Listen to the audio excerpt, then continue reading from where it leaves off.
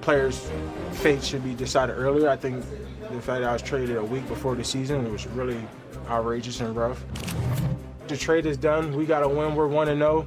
Now I'm around some really great guys, really great organization, really great fan base, and a really great football team. So now we can put all the nonsense beside.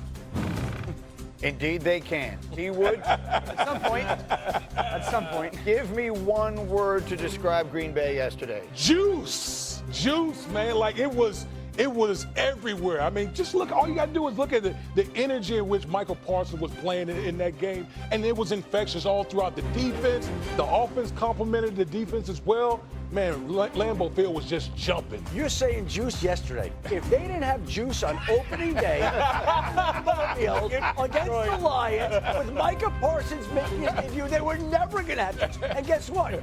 Breaking news. There's going to be even more juice Thursday night back at Lambeau Field against the Washington Commanders. Jayden Daniels. More juice. And, by the way, there's the opportunity to jump out to that 2-0 start to be even more juice. So there's a lot of juice going on in Green Bay. Brett, the question on the screen was, what statement did the Packers make? We all think, or many think, that's the best division in football. Did they prove they're the team to beat in the North yesterday? Absolutely did, and I'm going to tell you why. Because Detroit, clearly, the questions we had about Detroit all offseason, how are they going to replace Ben Johnson?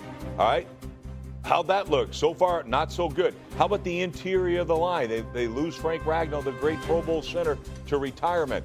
They looked awful. They couldn't block anybody yesterday. So to me, the two biggest questions you had in the offseason, you still got those questions. Yeah, so Detroit's perspective, I didn't see one play that I felt advantage was created for the offense. It felt hard. It felt difficult. No one was open. There's not some of that creative chunk. And so for everybody to truly understand at home, it's not the play that you call. It's when you call the play. And there was obviously a massive drop back in that. This offense used to be unbelievable to watch. Jahmyr Gibbs had 10 catches for what yesterday? 31 yards. I want to explain something to you. That is the fewest number of yards for a 10-catch game in the history of the National Football League. So the only real difference, I agree, the interior part of the offensive line definitely got beat up, was the play calling. So Detroit, that's a massive concern with me. I'd say this about Green Bay. When I cut on that tape last night, watching that defense felt like I was watching the Eagles' defense of last year. The Eagles' defense of last year, the standout stuff was they ran to the football like hyenas. You watch the end of the play, and there'd be 6, 7, 8 jerseys of the Green Bay Packers at the football. And if they play defense like that, because this is the model, be aggressive on offense, Jordan Love take your shots, let's get a 2-score lead, and let's go hunt. And that defense hunted yesterday. If they get that from that defense, this is the team to beat in the NFC North. There's no question about it. I got to, because look, I mean, it was a great game by Green Bay without question, all right? Detroit, can they come back from this?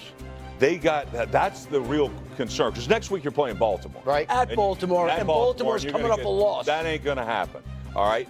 The thing that gets me with Detroit is one play, I said, oh, that offense looks familiar. All right, here it is right here. So I'm going to show you this. It's an explosive play off hard play action. Hard play action. Is he open? I don't know. That looks like last year's play. Hey, did we have last year's play there? Oh, yeah, we did.